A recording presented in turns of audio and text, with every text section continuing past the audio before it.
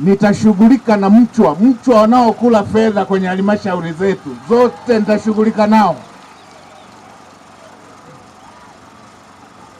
Nitashughulika na mchwa wote wanaotafuna fedha zetu kwenye halmashauri zetu. Na Mheshimiwa Rais jukumu lile amenikabidhi, kwa sababu ofisi ya TAMISEMI sasa iko ofisi ya Waziri Mkuu, ambako ndiko TAMISEMI zilipo. Tunataka fedha ikitafutwa itekeleze mradi uliokusudiwa. Sio tunatafuta fedha, watu wanajibana, wengine wanauza mchicha, wanalipa kodi.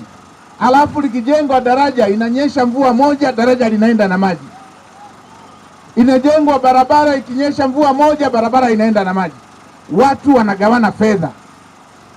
Hivi nimetoka jana Manyoni pale, nimekuta wamegawana milioni 500.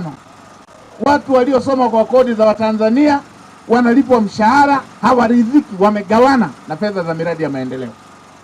Na nimemsikia mwingine mmoja ninalo jina hapa, mhasibu mmoja hapo Manyoni, jana sikumtaja, eti analalamika kwa nini nimewataja kwa majina, eti nawatia aibu. Mpumbavu kabisa huyo.